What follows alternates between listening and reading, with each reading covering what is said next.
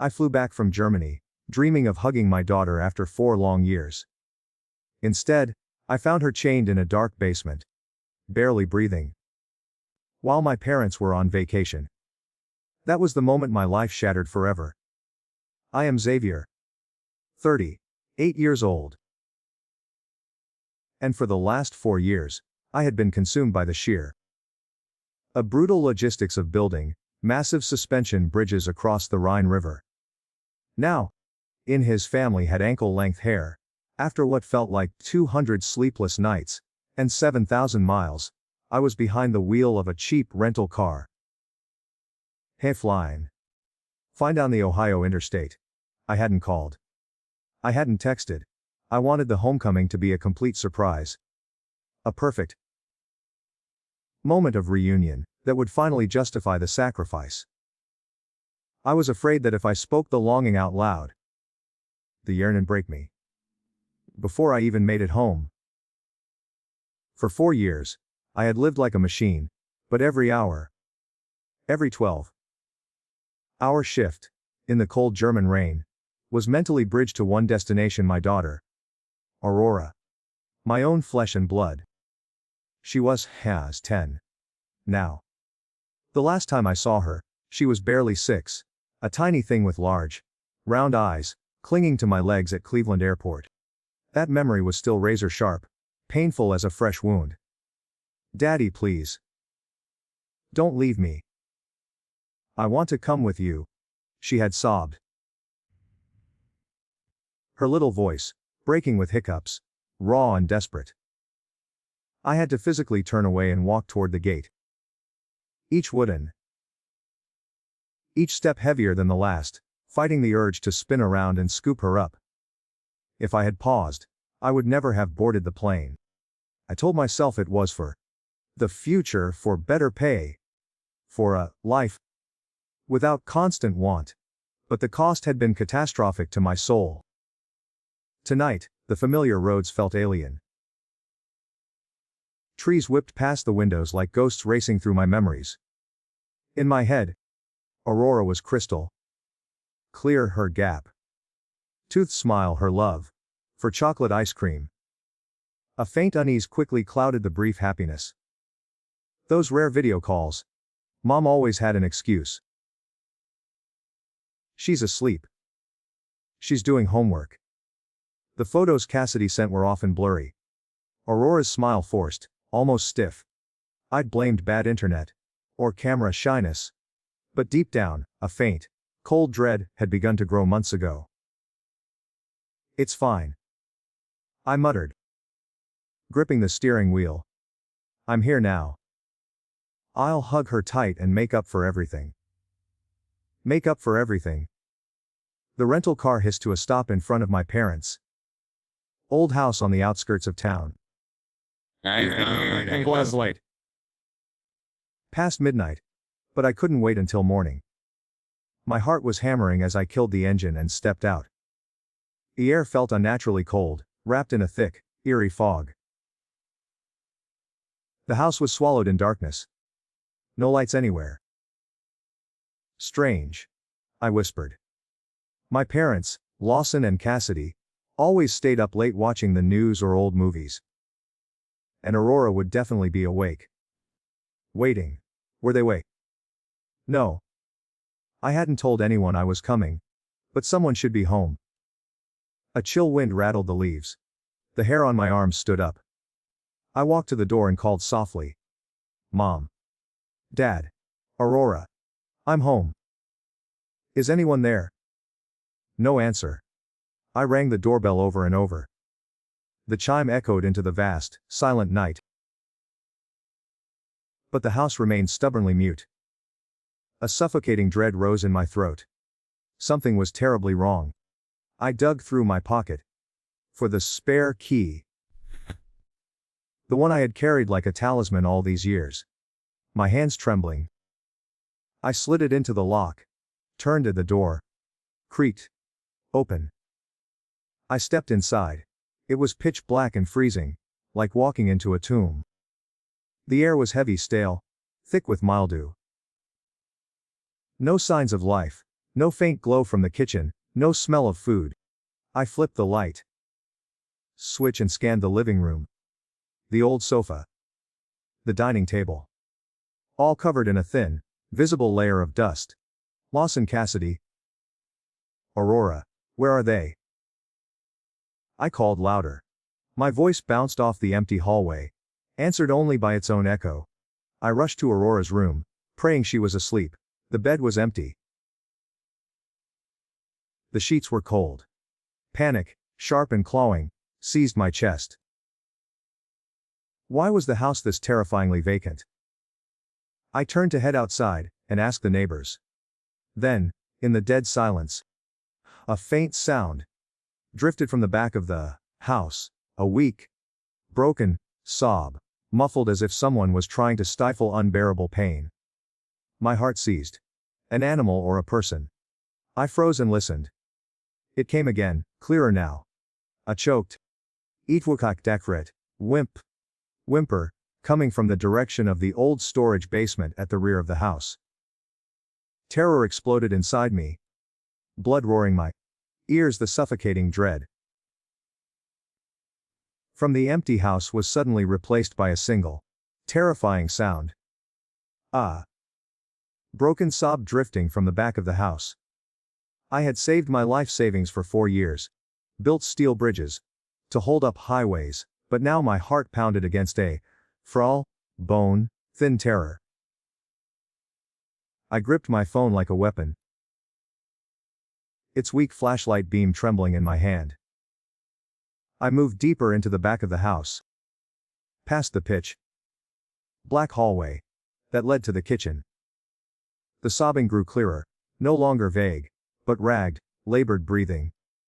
Broken and faint, as if someone were fighting to draw air through unbearable pain.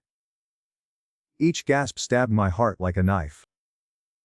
Cold sweat instantly broke out down my spine. Calm down, Xavier. I forced myself to whisper. It's probably just a rat, or some animal trapped in the walls. But my gut screamed otherwise. That sound, that tiny, choked whimper. Each woman's ankle-length hair was human, filled with the absolute agony of a desperate child. The sound was coming from the old storage basement at the rear of the house. No ankle-length hair. A place almost no one ever used anymore. Damp, cluttered with decades of junk where Dad kept garden tools and random odds and ends. I pushed open the kitchen door. The left door. The flashlight swept across dusty cabinets and the untouched dining table, confirming the house had been empty for days. The crying echoed clearly, now distorted, through the thick wooden floorboards. My heart pounded so hard.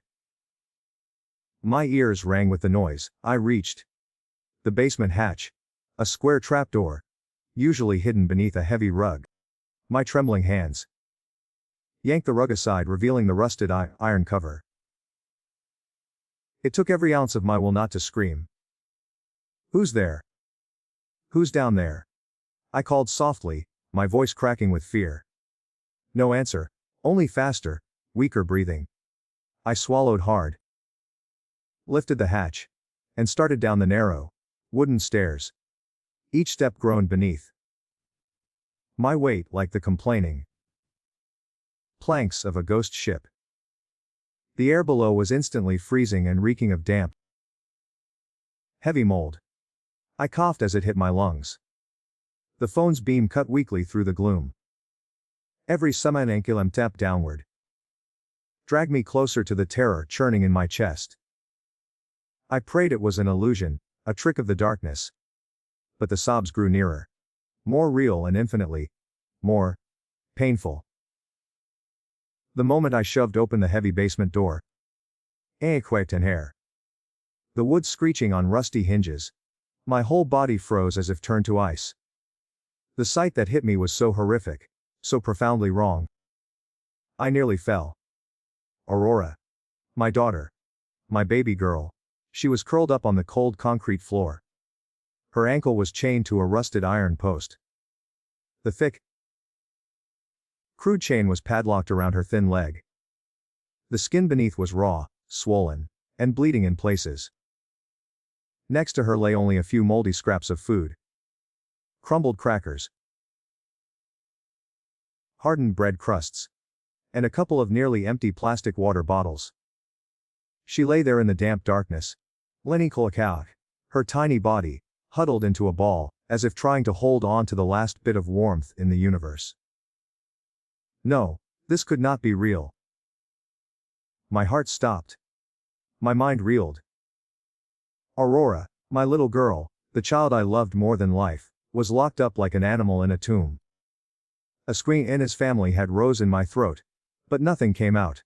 Only ragged, desperate breaths that mixed with her faint sobs in the sealed room.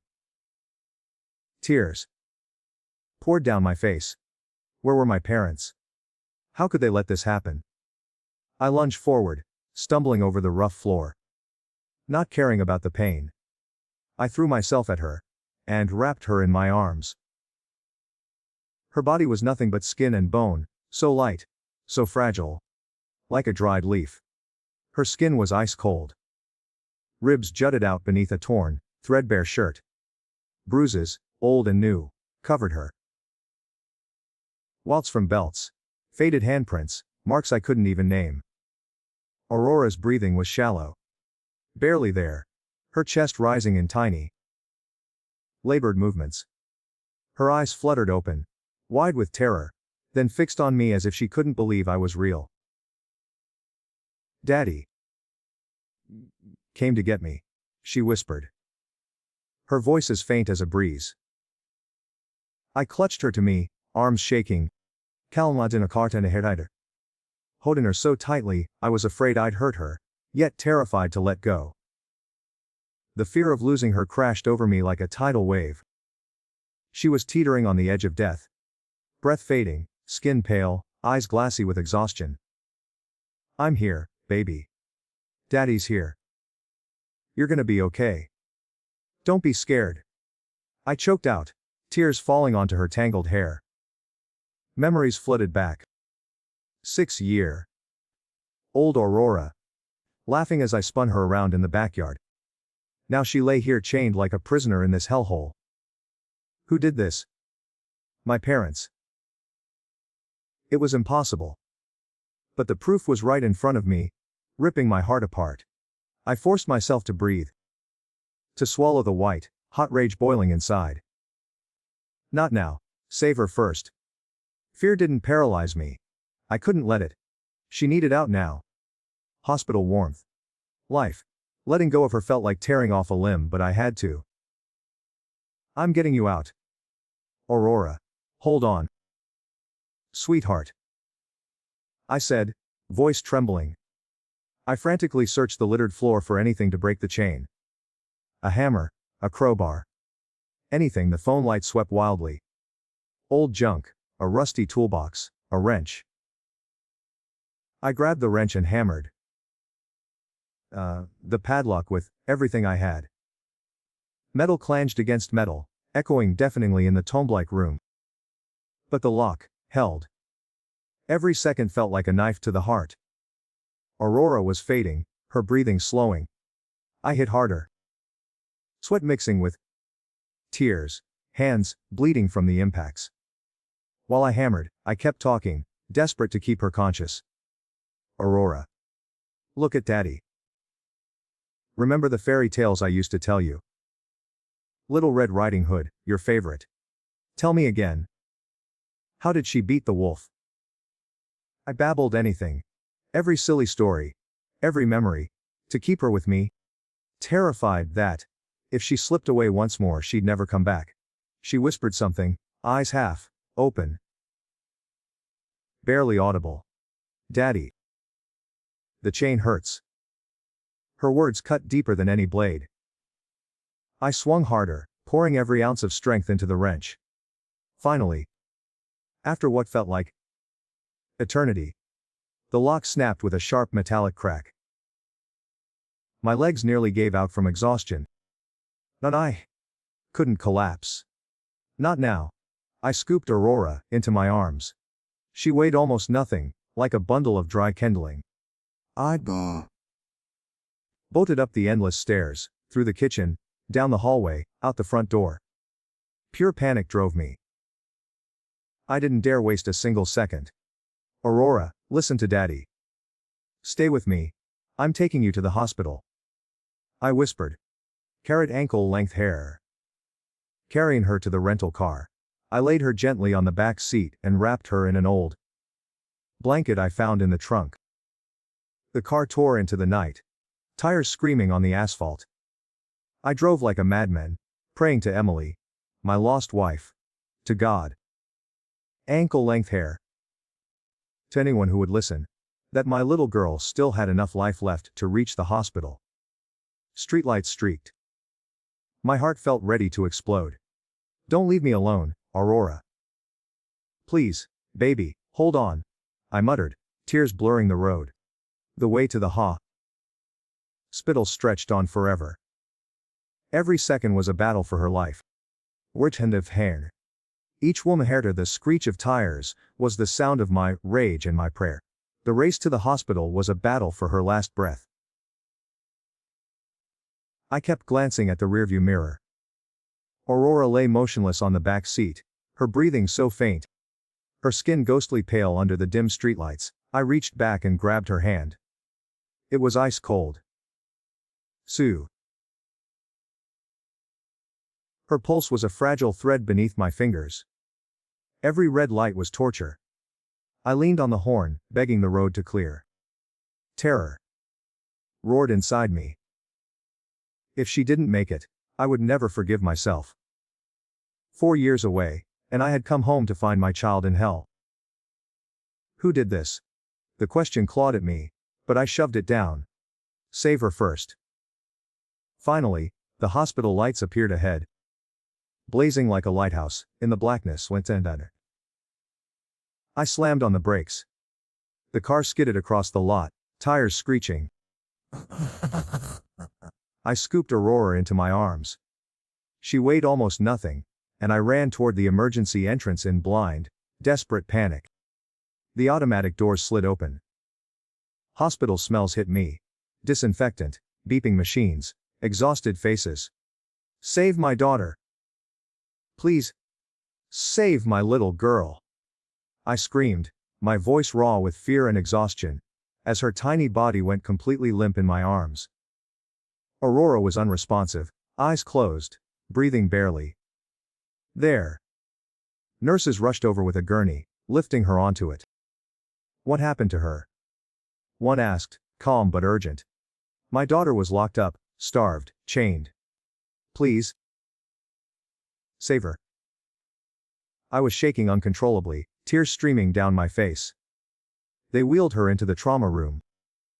The doors slammed shut in my face. The lock clicked like a final, terrifying verdict. I stood frozen. Siffluvla. Staring at those white doors as if they were a wall between me and my child's life. My legs gave out. I collapsed onto a waiting room chair, hands trembling over my head.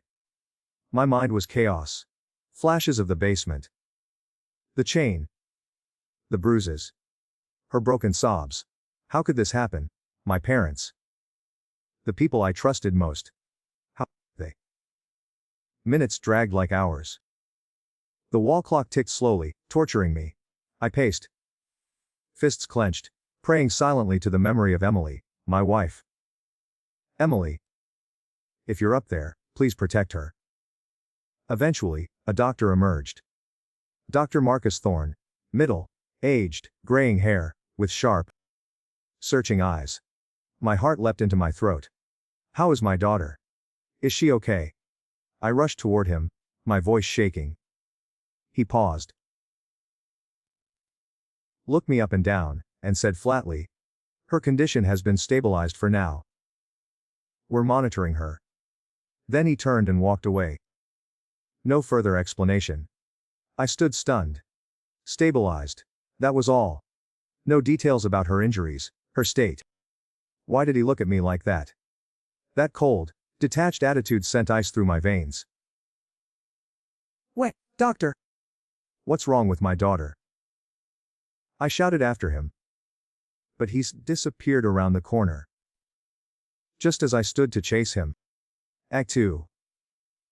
Police officers appeared at the end of the hallway, striding quickly toward me. Uniforms, stern faces, hands resting on their belts. "Are you Xavier Brooks?" one asked, his voice flat. I nodded, confused. Before I could speak, they grabbed me, one pinning my arms, the other slamming me against the wall. "Mr. Brooks, you are being detained." I was stunned, furious, helpless. "What? Let me go." "My daughter is in there fighting for her life." I struggled, but they held firm.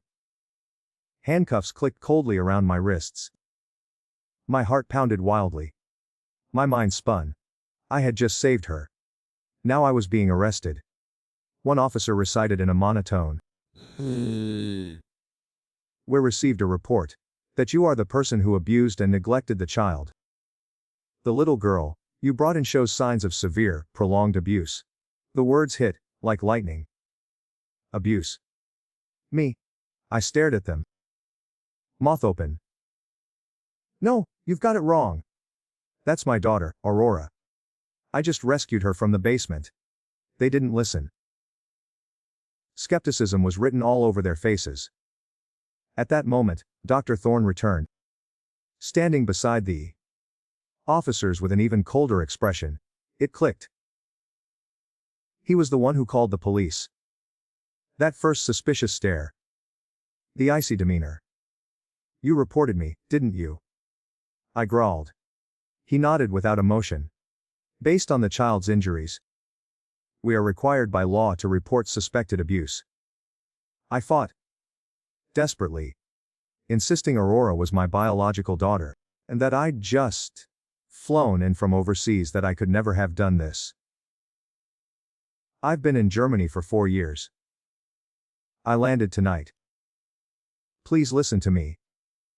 I begged, tears spilling over, but none of them believed me. Their faces stayed hard. All the evidence pointed against me. A strange man bringing in a gravely injured child in the middle of the night. No clear story. Clothes disheveled, hands bloodied from breaking the chain, face pale with panic. I looked exactly like the monster they sought. In desperation, I demanded they search my bag for proof. "My bag's in the car. Passport, plane ticket, check it," I shouted. "Captain." Sarah Reynolds, a stern woman, who had been observing quietly, nodded to one of the officers. Each woman into a parking lot. He went out to the parking lot and came back, with the dusty bag I described. They searched it right there in front of the doctor and me. "And his heir. My United States passport with German work visa stamps. A boarding pass from Berlin to Cleveland dated today. An employment contract with the German construction company. 4 years of overseas work papers. Everything proving I had just arrived. Could not possibly have inflicted years of abuse." Only then did the doubt in their eyes begin to fade. The officer removed the handcuffs. "We're sorry, Mr. Brooks," he said. Softer now. "We have to follow procedure." Dr. Thorne stepped forward, gave a slight nod, and added, "I apologize for the misunderstanding. But the child's injuries indicate prolonged abuse, not recent. We are legally obligated to report it." I was released from restraint, but still required to stay for questioning. My legs buckled. I sank back into the chair, hands shaking. The police took my full statement. My return. Discovering the basement, rescuing Aurora, and the agonizing suspicion about my own parents. They also received Dr. Thorne's detailed medical report, old and new. Bruises, signs of malnutrition, chain marks on her ankle. Each woman in factor. Police informed me they would investigate the house and locate my parents, Lawson and Cassidy. "Well, search the property and find them," Captain Reynolds stated firmly. After the initial paperwork, the officers left, leaving me slumped on the hallway bench, shattered, stunned, and haunted. I had just pulled my daughter out of hell, only to be treated like the monster. How cruel could life be? I stared at the trauma room doors, praying Aurora would wake up. The fight had only just begun. The pain was no longer paralyzing. It was now a cold, tactical resolve. I would find justice. I would hunt down the people who did this. Being cleared only meant I was free to hunt. The trauma room doors still stood between me and my daughter's life. I stayed collapsed in the hospital chair until dawn, watching the white doors, waiting for any news. Dr. Marcus Thorne returned, his expression still clinical, but now tinged with a faint shadow of professional sympathy. "Mr. Brooks," he said, his voice low. "Aurora's condition is more stable. She's been moved to the pediatric intensive care unit. You can see her briefly." He gave me a detailed verbal report, the cold, scientific language of medicine, unable to hide the horror of her reality. Severe malnutrition, old fractures, evidence of repeated blunt force trauma. The chain marks indicate prolonged confinement. The injuries are consistent with years of neglect and abuse, not days. His words confirmed my agonizing suspicion. The abuse had been happening for the entirety of my 4 years away. The guilt, which had been a low hum, suddenly became a deafening roar. I had sent money, I had worked hard, I had trusted, and Aurora had suffered every single day. He led me to the ICU. Seeing her was agony mixed with fleeting relief. She was tiny against the white sheets, tubes running into her fragile arm. The heart monitor beeping a steady rhythm. A fragile sound. That was now the most important sound in the universe. I sat down and took her small, ice-cold hand, feeling the bones beneath the skin. "I'm so sorry, Aurora," I whispered, tears dripping onto her hand. "Daddy came back too late. I should have seen it. I should have known. I couldn't stay long. I had to act." The cold rage that had taken root during my arrest was now my only fuel. I stood up, wiped my face, and made my first move. I stepped into the hallway and called my mother, Cassidy. I forced my voice to sound normal, tired from the trip, but otherwise unsuspecting. "Mom, it's me. I got into Cleveland late. Where are you guys? And how is Aurora doing?" The line rang a few times, then her cheerful, utterly fake voice answered. "Hank, oh hey. We're at home. Aurora's still sleeping. Everything's perfectly normal, same as always." She even laughed lightly. "We just got back from a quick trip to the coast. You should have called." My blood boiled, but I kept my voice calm. "Is she doing okay?" "Eating well. Oh, she's great. Eats everything. Sleeps like a log. Just focus on your work, son. We're taking good care of her." Like always, she asked about my health, told me not to worry. "Your dad says hi." Each watching television. Right now. I went numb, realizing those same lies were still flowing, delivered with that forced, bright voice, while my daughter lay unconscious in the ICU because of their cruelty. "Okay. Talk soon, Mom," I said shortly and hung up. My hand was shaking so hard my nails dug into my palm. In that moment, I made the decision. I would keep everything secret. I would not let them know I had uncovered the truth. I couldn't give them a chance to run or to destroy evidence. I would wait silently, gather my facts, and let them walk straight into the trap of justice. My pain had hardened into a cold, tactical determination. It hacked out Aurora's forehead, and left the hospital, driven by the need for proof. I returned to the house, the door still unlocked.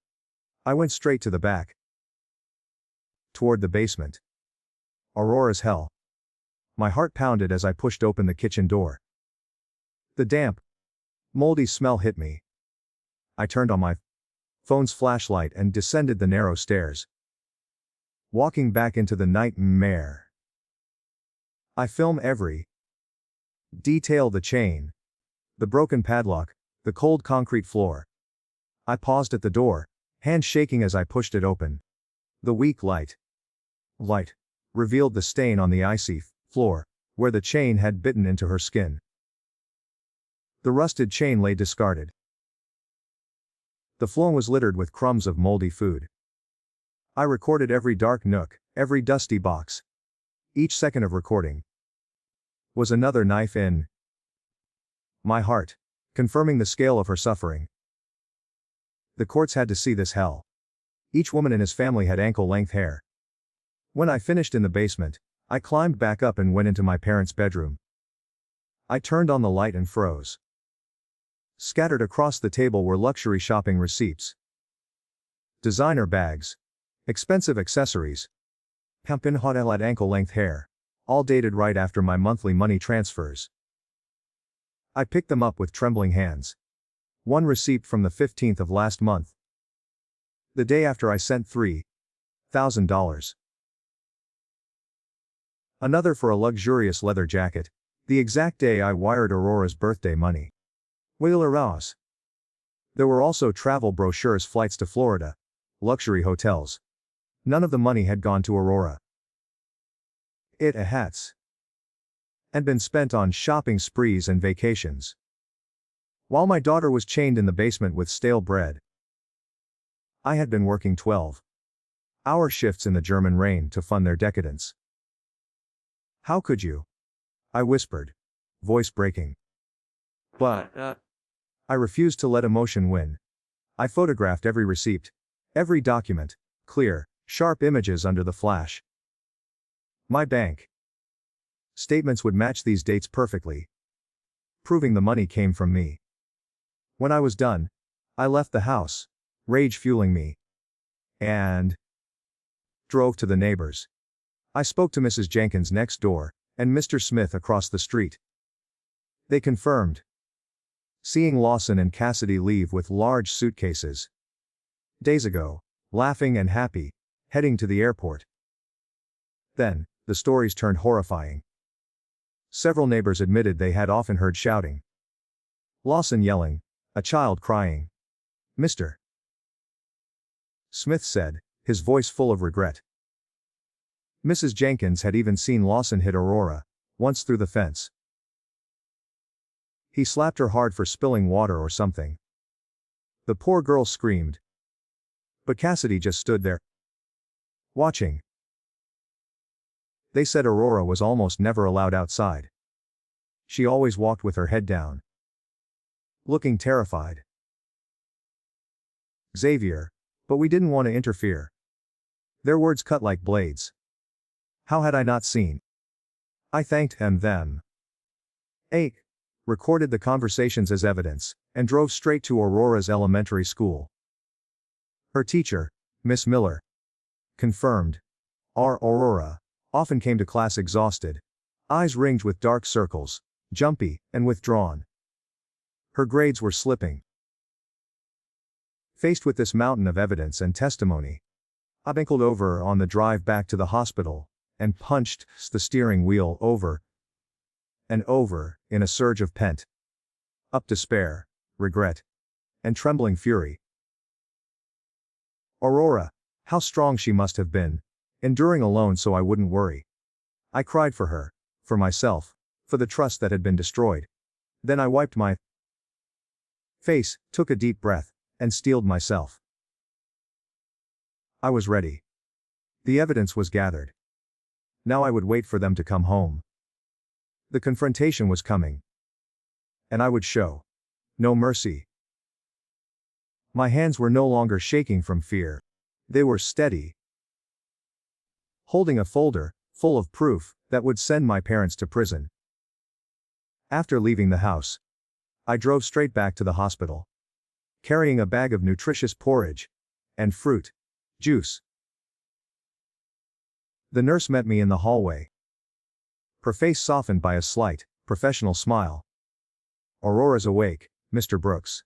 She's been asking for her dad." My heart leaped. And his family had ankle-length hair.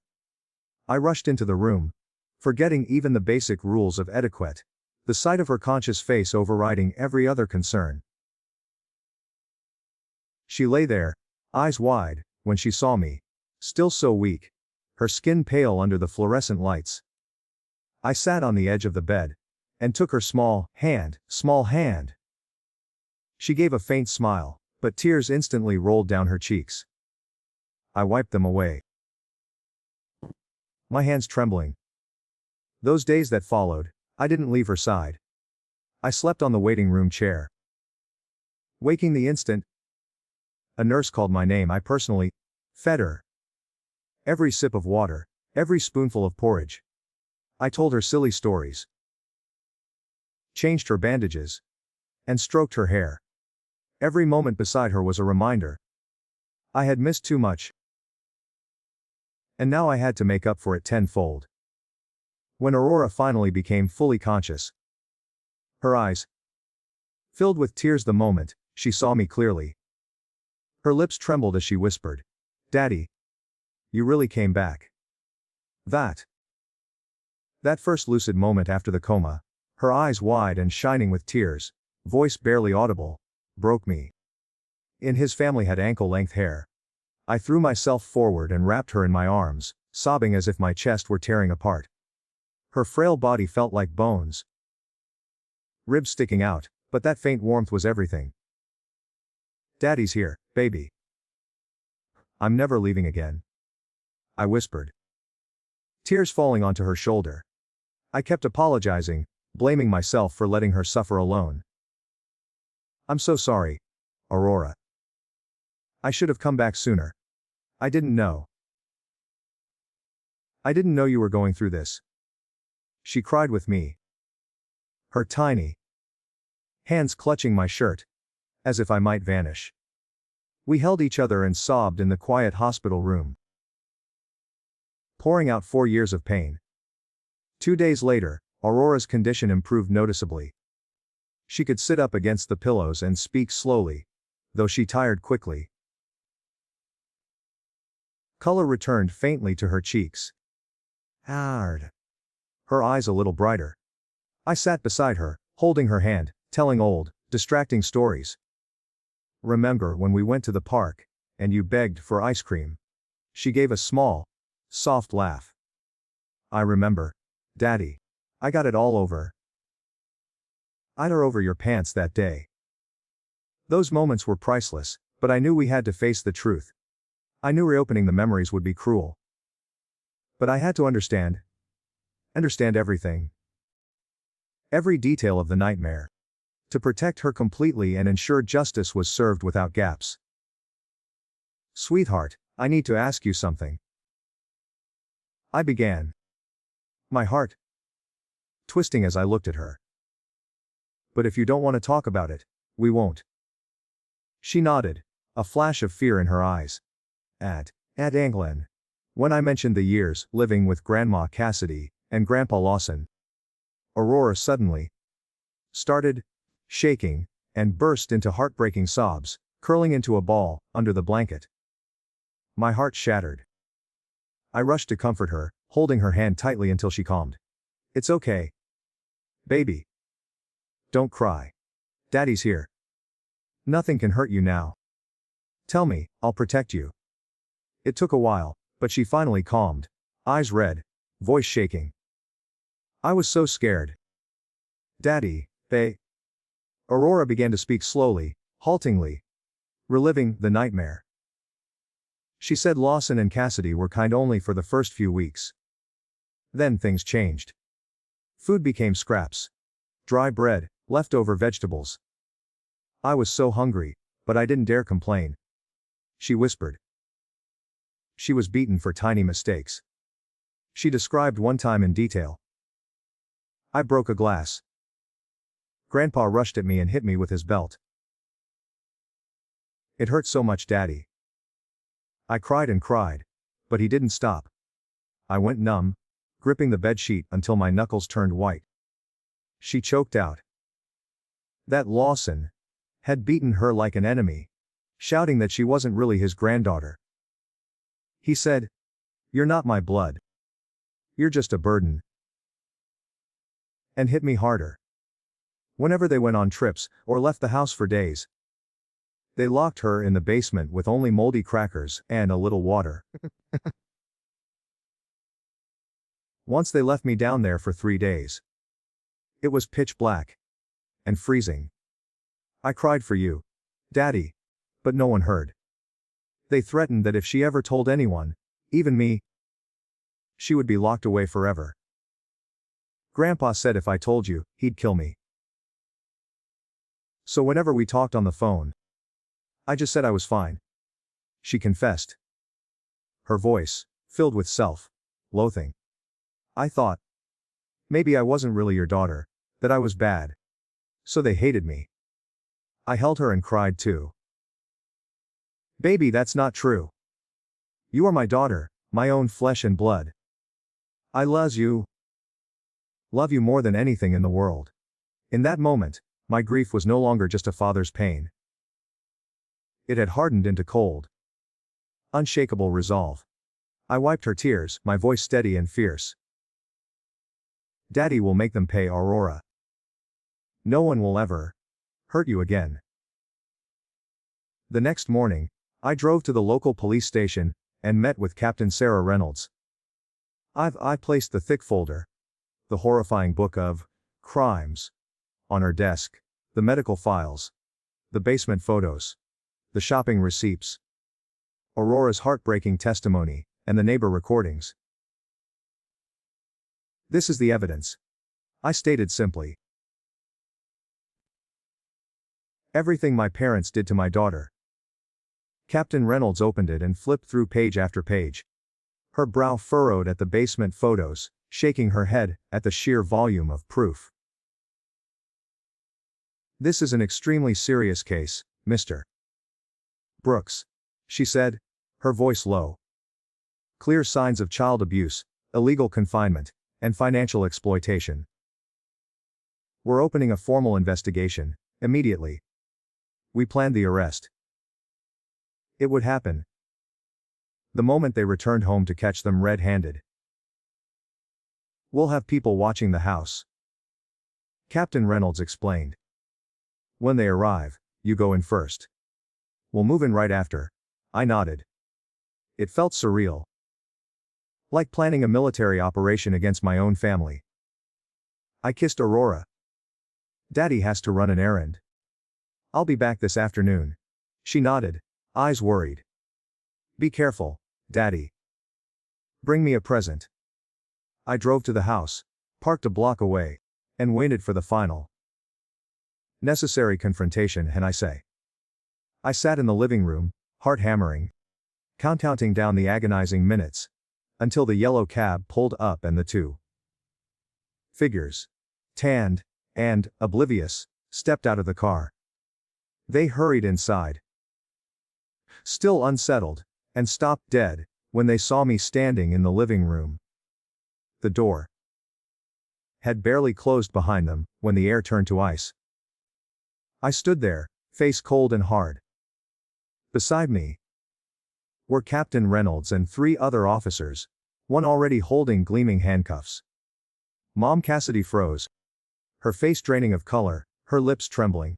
Hank, you're back. Why? Why are there police here? Dad Lawson backed up. His suitcase hit the floor with a dull thud. What the hell is going on? Captain Reynolds stepped forward, voice steady. And Lachlan Thrichardon. Lawson Brooks and Cassidy Brooks, you are under arrest for child abuse, unlawful imprisonment, and financial exploitation of a minor. You had the right to remain silent. The handcuffs brought justice, but the look in Lawson's eyes, the hatred, demanded a deeper truth. The arrest was quick and brutal. Lawson screamed in panic, thrashing to escape. No, it wasn't us. Xavier. What are you doing? He shoved Captain Reynolds and tried to bolt for the door, but the officers tackled him instantly. Handcuffs clicked shut. Cassidy collapsed to her knees, wailing and begging. I walked up to them, my eyes burning with cold fury, and demanded to know why they could be so cruel to my daughter. Why? Aurora is your own granddaughter. How could you chain her, beat her, spend the money I sent on vacations while she starved in the basement? My voice shook with rage, my fists clenched. That was when Lawson let out a mad, manic laugh. His eyes blazing, spitting as he spoke. You think she's my granddaughter? She's not. She's no blood of mine. I've hated you since you were a kid. You little bastard! The words stabbed deep. They should have hurt. But the shock was too profound. They simply emptied me. I stood there, frozen, as they dragged him to the patrol car, still shouting, while Cassidy wept silently, offering no defense, refusing to meet my gaze. The sirens wailed, the car sped away, and the storm of pain, rage,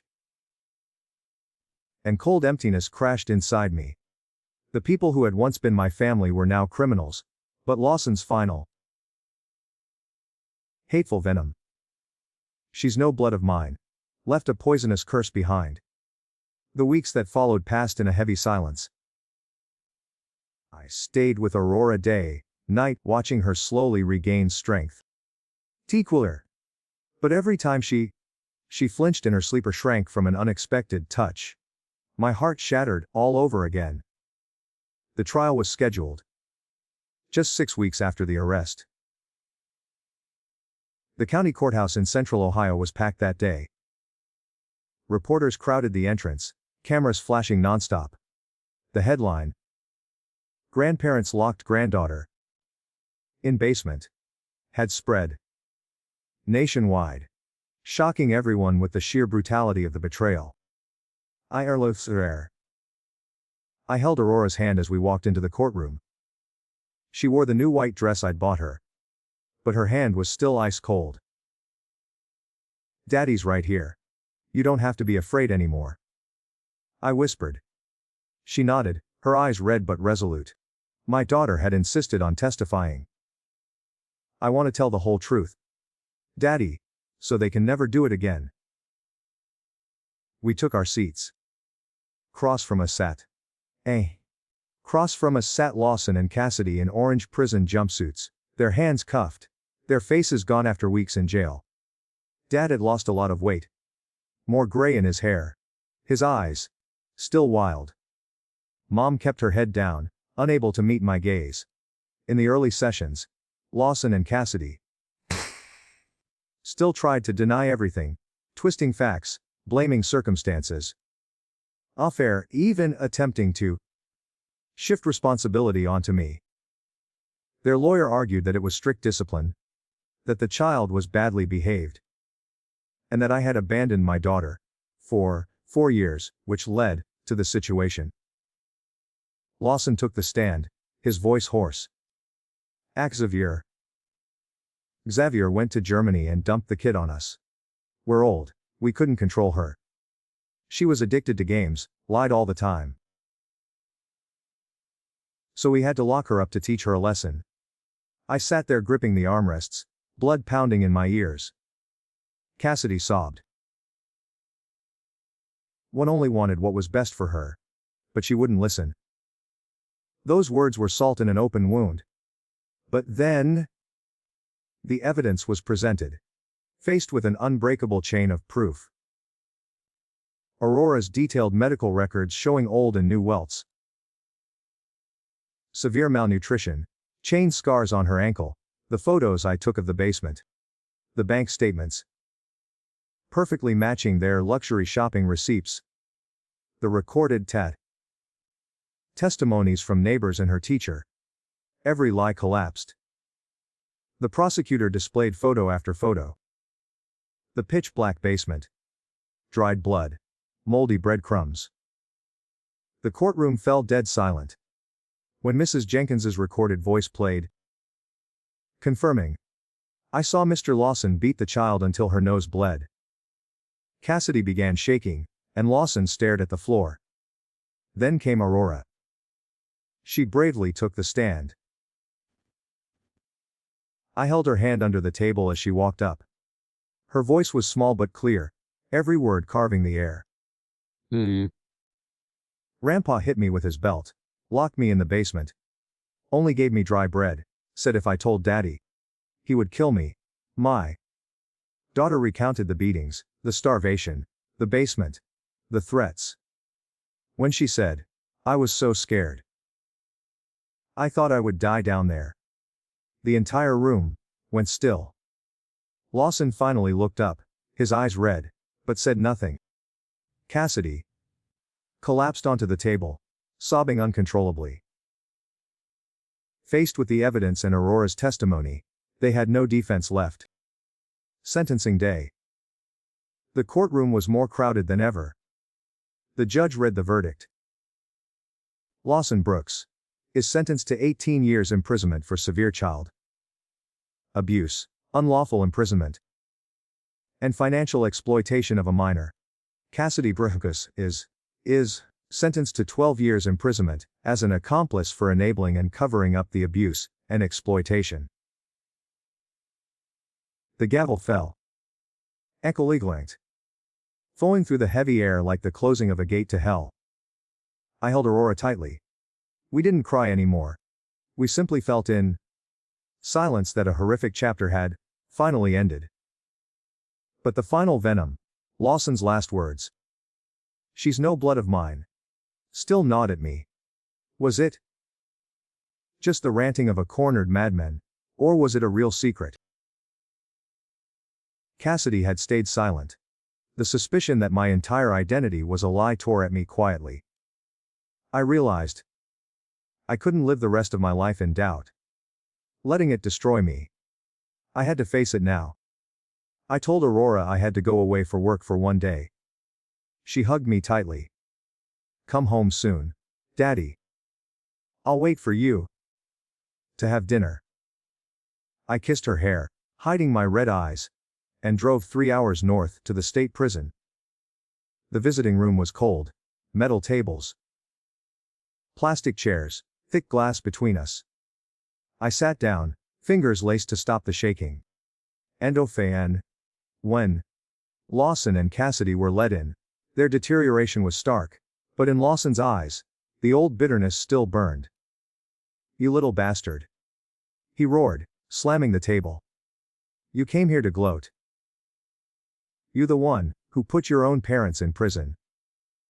I took a deep breath and kept my voice steady. "I need the truth. I can't live the rest of my life in doubt. Why did you hate me? And why did you say Aurora wasn't your blood?" I looked at Cassidy. "Softer now, Mom. Aurora trusted you. You let her suffer horrors no child should ever know. Didn't that hurt you at all?" At those words, Cassidy suddenly broke into wrenching sobs. After a long while, she calmed, wiped her eyes, turned to Lawson, and said with sudden resolve, "Tell him, you have to tell the truth. It's time." Lawson let out a long defeated breath and began. His voice was a harsh whisper. You're not my son. "When you were 2, your mother and I were just hired help for a wealthy family in Pennsylvania. The Montclairs. They were terrified there. Their son would be murdered in an inheritance war. They handed you to us with a suitcase full of cash and told us to take you far away, change your name, and never come back. I kept you only because of that suitcase." He narrowed his eyes, the hate still visible. "The older you got, the more you looked and acted like your real parents. I hated the sight of you. And that kid, Aurora, she's yours. But Montclair blood still runs in her veins. Every time I looked at her, I wanted to destroy everything connected to it. I stood to leave. Stumbling like a ghost, the blood drained from my face. I heard Cassidy's voice come through the glass behind me. Xavier. Wait. If you had or want to find out who you really are, this is the only clue left. She asked the guard to hand over a slip of paper. An officer later gave me the inspected note. My hands shook as I opened it. On it was a name I had never heard. Each one is Thomas Montclair. And an old address in Pennsylvania. I clutched the crumpled paper and walked out of the prison, holding a truth powerful enough to collapse my entire past. Xavier Brooks had died inside that glass room. The name was Thomas Montclair. But the only title that mattered was the one I wore every day. I was no longer Hank Brooks. I was a man with a borrowed name and ankle-length hair, driving towards an ancient estate in Pennsylvania, holding a scrap of paper that held the key to my existence. The days following the prison visit were a blur of internal chaos. I still made Aurora breakfast, still drove her to school, still smiled. But inside my head, the name Thomas Montclair burned red hot. I searched the internet every night after she fell asleep. The Montclair family, a vast financial and real estate empire in the Northeast. Taken ankle hair. Torn apart by a bloody inheritance war in the late 1980s. Nothing concrete remained, only rumors of a missing hair. I knew I couldn't run from it. I had to go to the source. I told Aurora we were going on a short trip, somewhere special.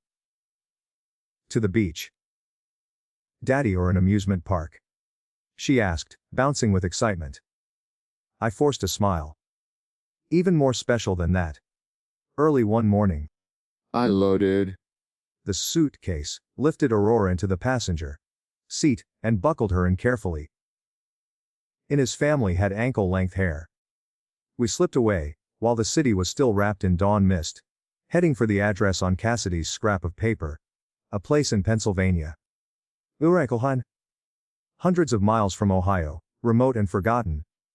The drive was nearly 400 miles. I played children's songs. Aurora sang along while I stayed silent, my eyes fixed on the highway, my mind in turmoil.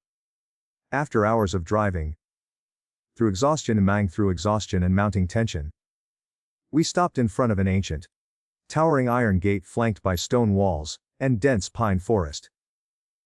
A weathered, moss-covered sign read, Montclair Estate. Private property. My heart hammered. I pressed the intercom. A deep male voice answered. Who's at the gate?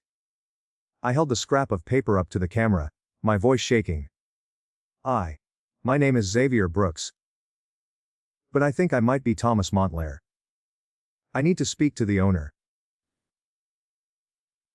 I thought they would turn us away. Then the gates slowly creaked open, and the voice said curtly, "Come in." I drove up a long, tree-lined avenue. Ancient pines towered on both sides. The road wound forever until a massive, centuries-old mansion appeared. Graystone walls. Red-tiled roof. Pure 19th century European grandeur. I parked. My heart nearly leaped from my chest. Aurora woke up, rubbing her eyes. Wow. Daddy. It's like a fairy tale castle. As we stepped out, two elegantly dressed people were already waiting at the grand entrance. The woman, in her 60s, had silver hair in an elegant bun and striking blue eyes. The man, tall, white-haired, in a black suit, had a commanding presence. They stood silently, watching us. Then, the woman looked at me, froze for a moment, and suddenly ran forward, throwing her arms around me as if I might vanish. "Thomas, my son, Thomas!" She sobbed, calling me by the exact name on the paper. In that instant, I understood this was my real name. She trembled, her hands cupping my face. I'm Vivian. I'm your mother. Oh God. My boy. I stood frozen in the embrace of this stranger who somehow felt achingly familiar. Her faint perfume. The one other hair, the warmth of a mother I had never known. Vivian released me and turned to Aurora, who was hiding behind my leg. And this beautiful little girl? She asked, her voice breaking. I nodded. Your granddaughter. Aurora. Vivian's emotions overflowed. She swept Aurora into her arms, tears streaming. My granddaughter. Oh heavens! She looks just like my son. She carried Aurora inside, brushing past the man who still stood silently behind her. That was Charles Montlaire. He merely nodded at me, his eyes deep and serious. No smile. As if quietly measuring everything before him. He studied me for a long moment, then inclined his head toward the door. Inside. The mansion was vast. I sat on a leather sofa. Aurora pressed close to me. Vivian sat opposite, unable to take her eyes off her son. Charles stood by the fireplace, arms folded. I told them everything. My childhood with Lawson and Cassidy, Emily's death, raising Aurora alone. The bridge job in Germany, the horrific discovery. The basement. The trial, the cruel confession. I held nothing back. Why? Vivian wept the entire time. When I described Aurora chained in the basement, she collapsed onto the sofa, sobbing silently. When I finished, she clung to me. My son, I never imagined you suffered so much. I searched for you for 36 years. Charles remained cool, only saying, I provisionally believe what you've told us. But we need definitive proof. He summoned a servant to take hair samples from Aurora and me, and sent them immediately to the family's private lab. The next day, the DNA results arrived. Vivian opened the envelope with shaking hands. Black and white, unmistakable. 99.9% match. Xavier Brooks was Thomas Montlaire, the biological son of Charles and Vivian Montlaire. Aurora was their true granddaughter. In that moment, every emotion inside me exploded. I fell to my knees, face in my hands. Click. Sobbing for finally finding my roots, sobbing for 38 years. Lost. Vivian held me. Charles placed a hand on my shoulder. His eyes red. He didn't cry, but his voice trembled. My son. Welcome home. By the fireplace, Charles slowly told the story. When you were 2, the family was engulfed in a brutal fight over the inheritance. My brother secretly hired assassins. Your mother's younger brother was gunned down in the street as a warning. Their next target was you, the sole legitimate heir. To save your life, we sent you far away with a couple we believed we could trust. Lair? Along with money and a promise they would protect you forever. He paused, the firelight flickering across his heavy face. After we regained control, we searched for you for years, chasing every tiny lead. But every trail went cold. In the end, we believed we had lost you forever. The 3 of us sat there weeping and rejoicing, reunited after more than 3 decades apart. Vivian would not let go of Aurora, calling her my precious granddaughter. Charles walked me through the house. Showing portraits of me as a toddler, looking exactly like Aurora does now. I held Aurora tight in the grand hall and whispered. Daddy found your real grandparents. We're not alone anymore. She looked up, her eyes shining. So, are you a prince now? Daddy. I laughed through my tears. I'm just your daddy. That's all that matters. From that moment, our lives truly turned a new page. I was Thomas Montlaire, the long, lost son, but to Aurora, I would forever simply be Dad. And that is the most precious title I will ever have. The name was Thomas Montclair. But the only title that mattered was the one I wore every day.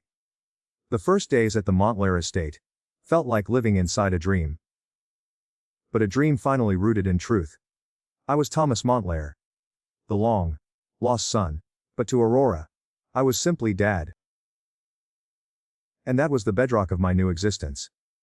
The mansion was immense, but the warmth wasn't in the soaring ceilings, or the old masters on the walls. It was in the laughter that rang down the corridor every morning. Daddy! Grandma Vivian made heart-shaped pancakes for me. Vivian, whose name I'd ankle-length mother, whose I had known for only days, cradled Aurora on her lap, feeding her bites of pancake drenched in syrup. Count Charles sat nearby, reading the paper, but the corners of his eyes betrayed a rare, quiet joy.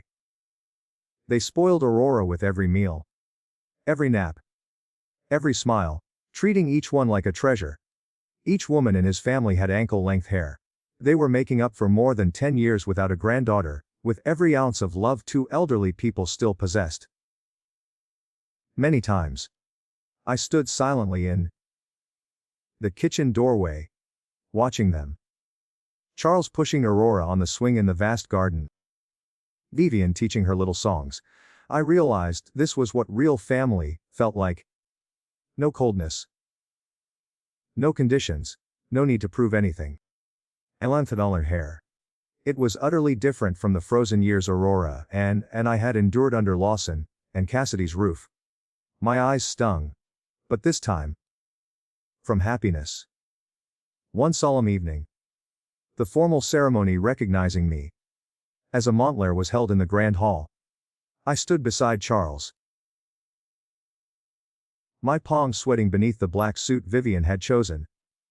Aurora wore a white dress and held my hand, her eyes wide at the crowd of hundreds. I took a deep breath. Charles placed a hand on my shoulder and spoke clearly into the microphone. Thomas Montclair, my only son with Vivian, has returned after 36 years lost. From this day forward, he is officially the lawful heir of the Montclair family. After the ceremony, I was immediately given an executive role. Vice President in charge of infrastructure development. Charles was blunt. This is my test. Prove the Montclair blood runs in you. Each year. Son. I nodded.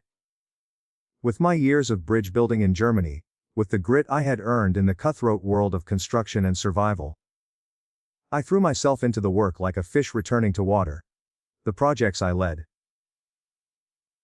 mountain suspension bridges, smart urban districts, consistently exceeded expectations. Profit rose 38% in the first year alone. From being whispered about as that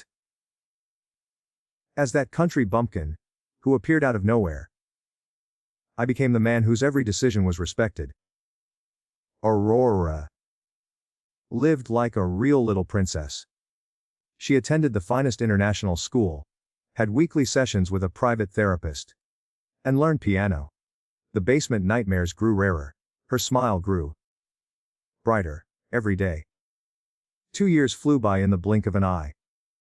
Charles, now frail, his hair snow white, began suffering from heart issues.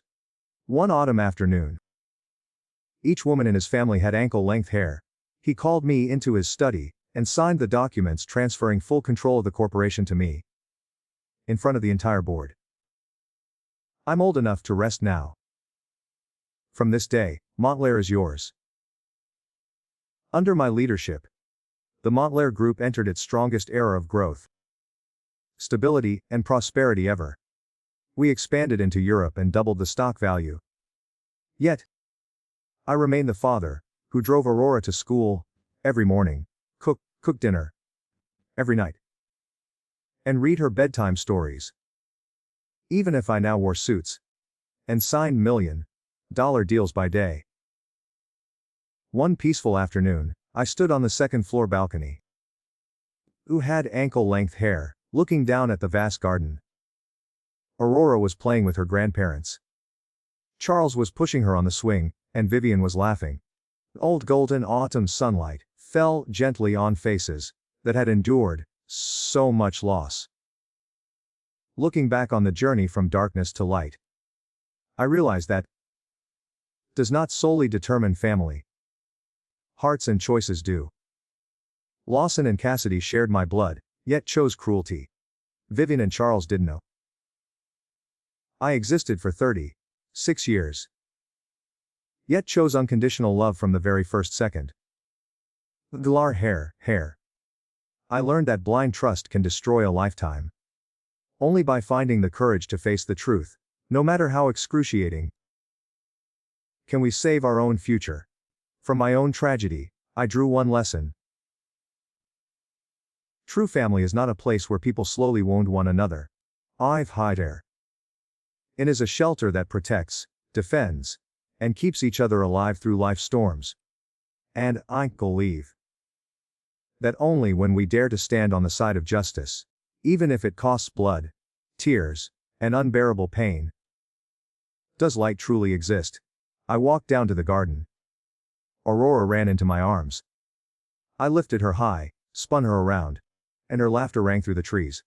Vivian and Charles there. And Charles watched us, smiling with warm eyes.